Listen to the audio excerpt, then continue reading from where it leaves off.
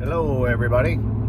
I am on the way to the gun store to pick up my new Tikka Roughtech in 7 mag.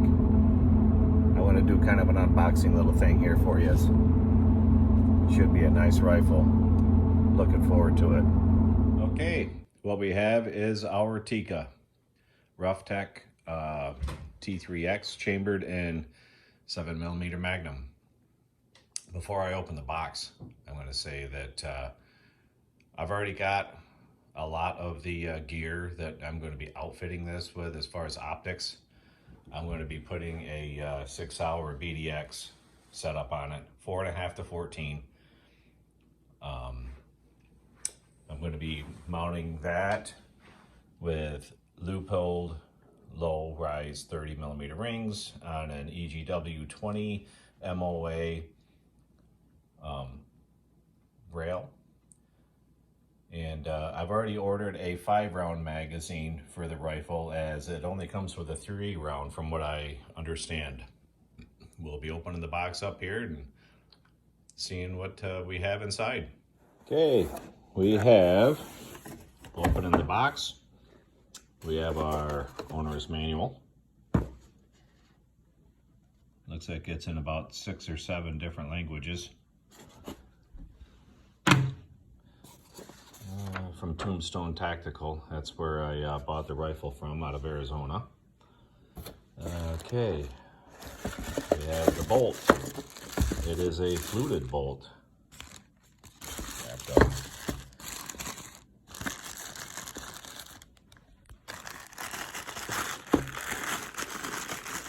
Nice looking setup.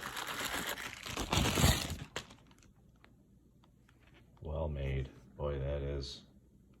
That even looks smooth before I even put it in the rifle. Set that here. Get this out of the way. And now we have the rifle. We have, we've got our muzzle brake included with the rifle.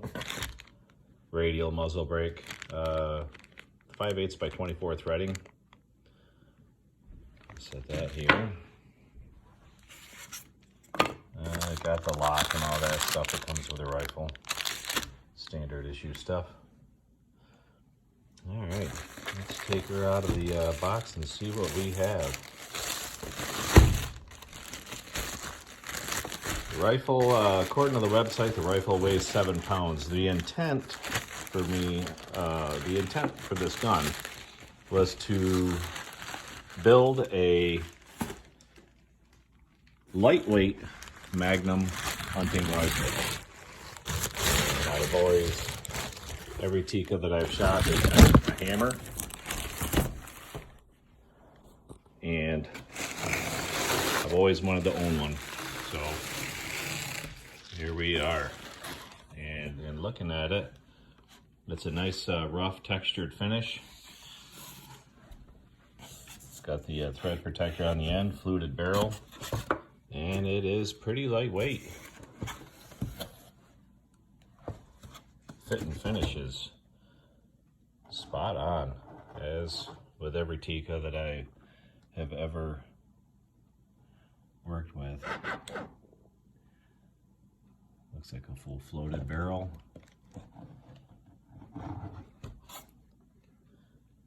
Nice looking setup here. We'll slide this in. See how she cycles. Oh boy. Oh, silky smooth. I would expect nothing less. All right. As I said earlier, I'm going to be putting on my base and scope and mounts. Be breaking the rifle in. I'll be cleaning the bore, obviously, before I even fire the gun, as should be done with any new rifle. And we'll be back. Okay, here we are. Fast forward about 2 weeks. I have outfitted the rifle with the 6-hour BDX series scope. Also the BDX rangefinder going with it. This is a 4.5 to 14 by 44, I believe, is the objective, and it works great. The action on the gun is typical Tikka silk. It just runs. I worked up a load for this rifle using 160 grain Sierra tipped Match Kings, and they are hammering. They're running right around 29.60 out of the muzzle. And with this setup, I can range out to my 750 yard steel and usually make a first round impact kill shot. It's working very, very well. The gun, after I got it, I did change out the grip. I got the vertical grip just for my style, the way I like to hold the gun, shoulder the gun. I just threw a Harris bipod on. Without the bipod loaded, the gun was at 9.3 pounds on my scale. For hunting, I decided I wanted to go without the muzzle brake. And actually, this is about the only gripe that I would have about this gun at all. On the bench, the rifle, super accurate, lightweight. If I had one gripe about the rifle as it comes, it would be in the muzzle brake that it comes with. The muzzle brake is a radial brake, and they are pretty much a one-size-fits-all from what I'm gathering looking at this. On a .284 caliber round, your muzzle brake should be, optimal muzzle brake inside diameter would be around 304 thousandths. This brake, just kind of doing a redneck measurement, is well past that. Yeah, we're like 85 thousandths plus past its inside diameter that it's supposed to be. I am assuming that these are all just mass produced and they are made to go on all of Tikka's rifles. However, even if they made these for a 358, it would still be too much inside diameter. Tikka does not even make a 338 caliber rifle. If they made these honed out for, say, a 308, measuring 328 thousandths in diameter inside, that would, I would assume, greatly improve its effectiveness. As they are set up right now, the felt recoil reduction is minimal to me, and it just seems to make the gun louder. So I am running just with the straight thread protector that came with the gun. It's a hunting rifle, so it's not that big of a deal to me. Moving on, we have the magazines. The magazines are some of the easiest magazines I've come across as far as putting them in and out of the gun. They just slide in, slide out really well. They're very lightweight, plastic. I did order the extended magazine with the idea of being able to carry 5 rounds versus 3 rounds. However, on the belted Magnums, the extended magazines from Tikka will carry only 4. You can see the L in the top here for long action. They will only carry 4 belted Magnums. They will carry 5, say like 30-06, 270, regular long action rounds. Belted Magnums with the bigger bolt face, they will only squeeze 4 into the extended box. The box it comes with will carry 3. So 1 extra round for $60 and that much extra length hanging down on the rifle. versus the factory where it's pretty flush. That's going to be up to you. Had I have known that that wouldn't carry 5, I probably would have just ordered another one of the 3 round magazines. All right, on to optics. This is a 30mm tube on the Sig Sauer Sierra 3 line, 4.5 to 14 by 44, I believe is the belt, like I said earlier.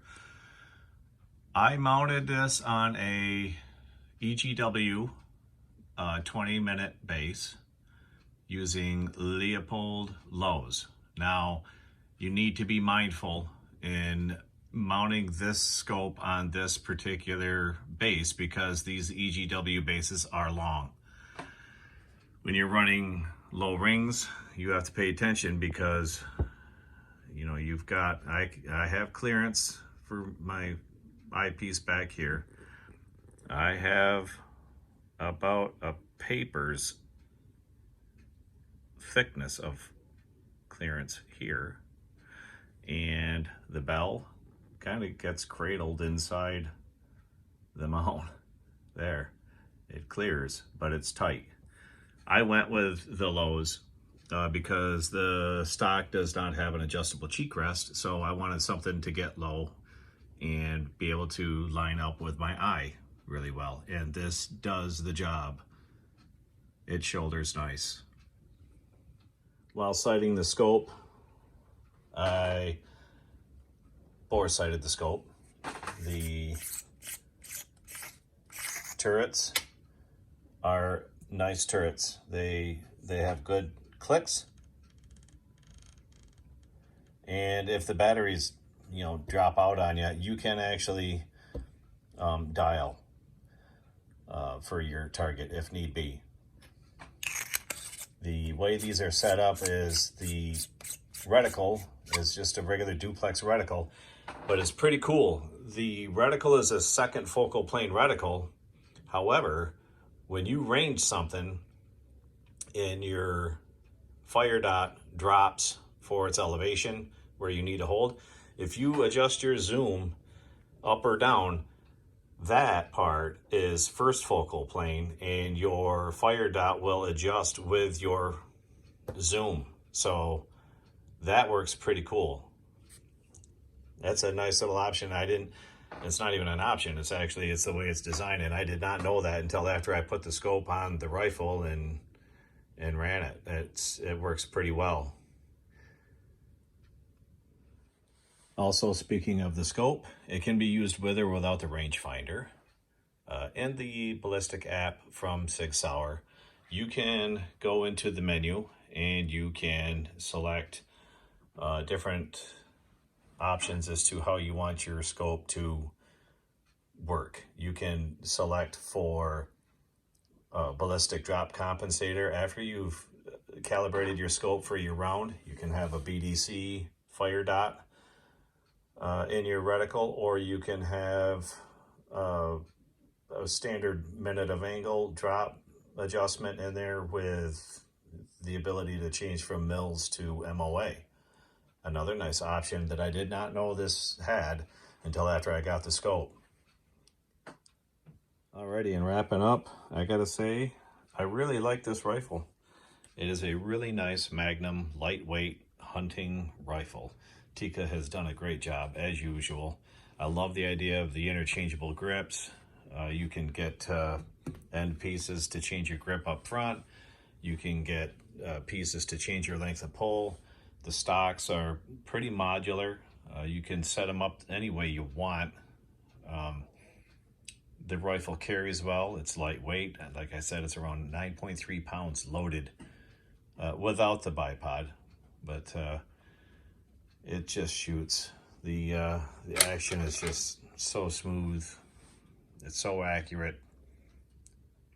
And the optics that I chose to put on this gun, I think for me and what I'm doing with a hunting rifle, are a perfect fit. I carry a rangefinder with me anyway. After the rangefinder and the scope are programmed together, you don't need to carry your phone. The phone is your phone and app are used really to sync them up and program them. After that, you're pretty much set to go. I'm really looking forward to taking a deer with this. It's going to be a good hunting rifle for a long time, I think. Thanks for watching.